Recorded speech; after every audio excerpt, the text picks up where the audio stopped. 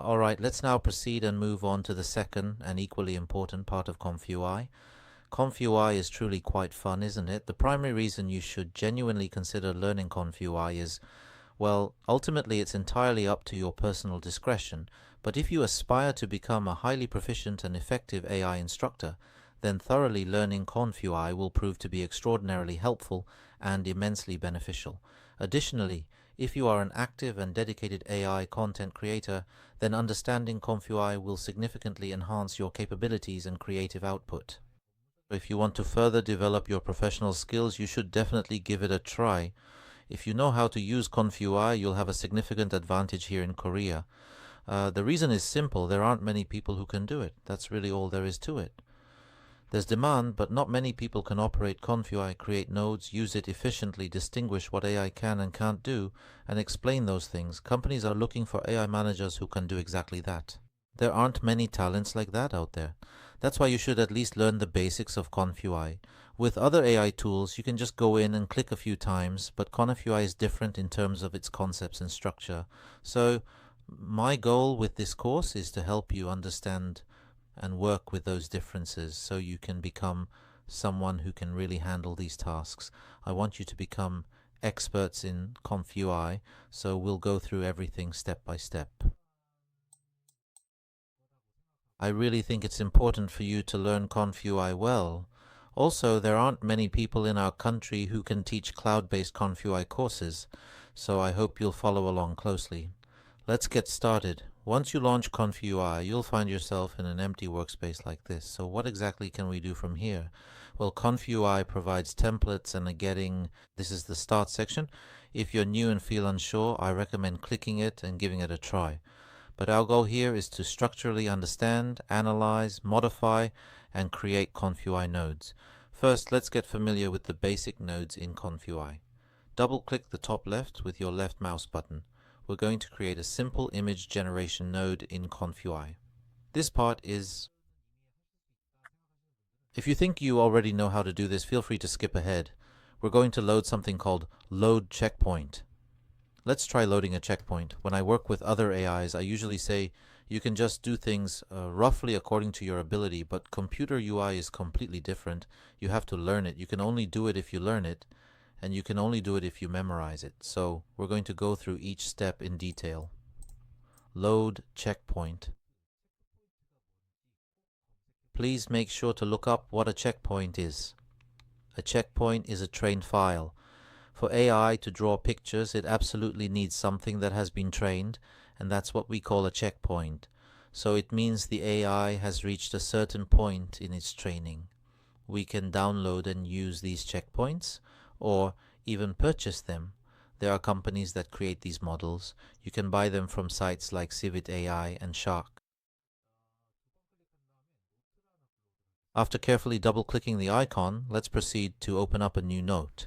It would be incredibly beneficial and highly recommended to meticulously jot down important things and key observations in a dedicated notepad as we progress through this entire process. Now, a crucial question arises. What exactly are checkpoints in the context of ConfUI? Let's make sure to clearly write that down, perhaps like this, for future reference and understanding.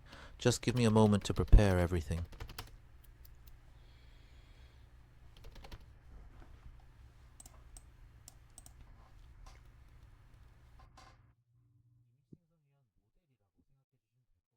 You can think of it as a model for generating images. So without a checkpoint, you can't create pictures. Normally, you would have to purchase these checkpoints from a specific website, or you could download them for free. But since this is a cloud-based service and ConfUI manages the things you can use externally, it will naturally manage the checkpoints as well. Now we're going to try changing this checkpoint. If you click on it, there are several checkpoints inside the cloud that ConfUI has called all checkpoints, but you probably don't know what these are. So before you try using the ConfUI checkpoints as they are, please just follow along with my lesson exactly as I do. Don't do anything else, just follow along for now. Checkpoints are only compatible with certain things, so they need to be used with compatible models. So let's go ahead and select the checkpoints we need, one by one. I'll show you each one step by step, so please just follow along. First, let's select the AW Painting version 14. Let's take a look at what kind of checkpoint the AW painting checkpoint is. Checkpoints are usually marked in green, which generally indicates a positive effect. To use this checkpoint for drawing, please pull out a line from the slot section here and let it go. Then, at the top, let's try summoning something called the case ampler.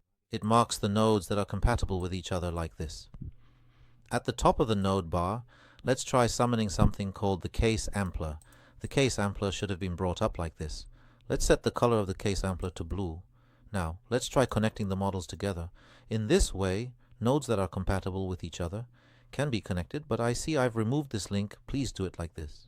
You know, turning it off and on again and such. I've connected the models like this. So the role of this case ampler is, what it does is help you find images within the checkpoint. You can think of it that way. These numbers are called parameters, and depending on the values of these numbers, you can generate images here. But generating images, how exactly do you generate them? That's where the clip number comes in. The clip number is the prompt. We'll load it into the text, encoding here specifically the positive prompt. I've loaded it like this. For the prompt in config.ui, I'll set this to green for now as well. You need to connect this prompt to ksample. This is called conditioning, so you connect it like this to the positive condition, the positive prompt. If you add one more clip, you can add another prompt like this, and you should have about 2 of them. Next, I'll set this one to red. Red. Now for this one above as well, the reason for setting the area below the green one to red is to use it as a negative prompt. The primary reason for setting the entire area below the vibrant green one to a distinct red is to effectively utilize it as a powerful negative prompt. You can clearly see it, right? Good. Now, within the designated checkpoint, you simply need to meticulously enter the specific prompts for the various elements you wish to incorporate. I will certainly give it a try.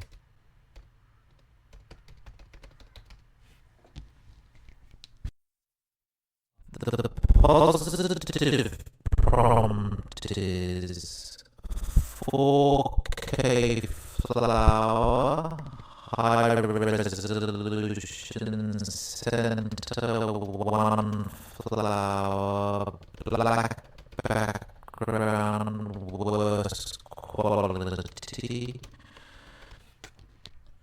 Normally, when using a negative prompt, you use things like these, and in addition, there are some extra things you can add, but for now, I'll just use this much.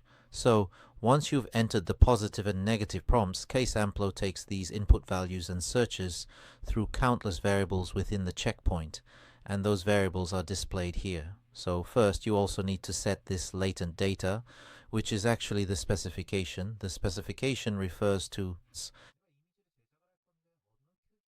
I'm going to create an image, so I also absolutely need to specify precisely what exact size image I'm going to make.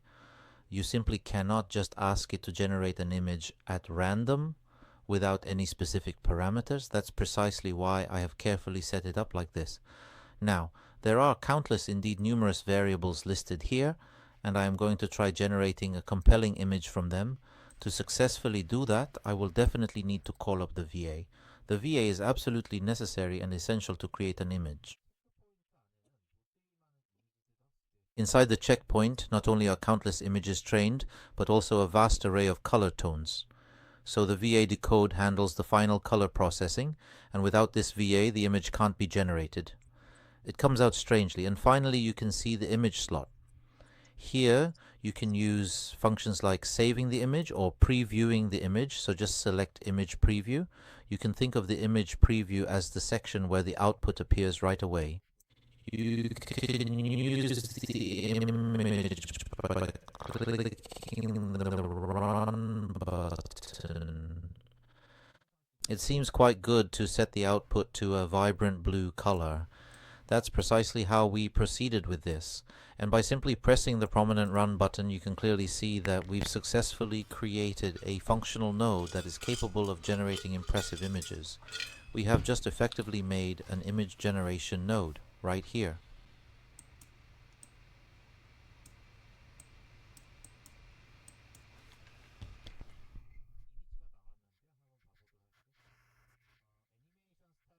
The generated image has now appeared on our screen. let's take a closer look at its details. It certainly seems to have been created in a distinct animation style, doesn't it? So this particular AW painting checkpoint or style specifically refers to that animation aesthetic, correct? Now for our next step, let's try changing the current checkpoint. Instead of using AW painting this time around, I will carefully select Dream Chef from the available options. And then finally, I will proceed to click the Run button to generate a new image.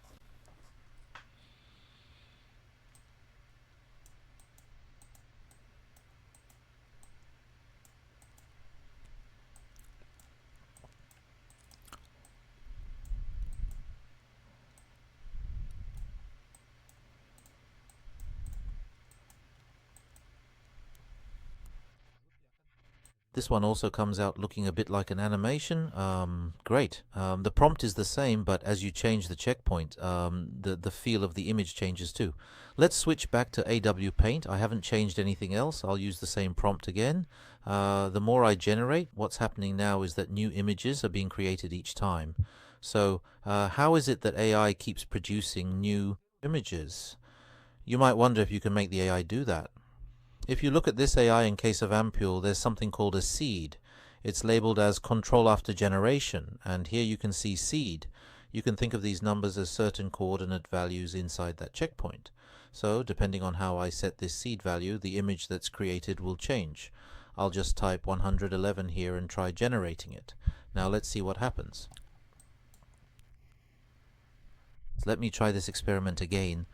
I will carefully type the specific number 1111 this particular time, and then subsequently I will make sure to set this crucial parameter to fix. This involves fixing the prompt and also fixing the seed value.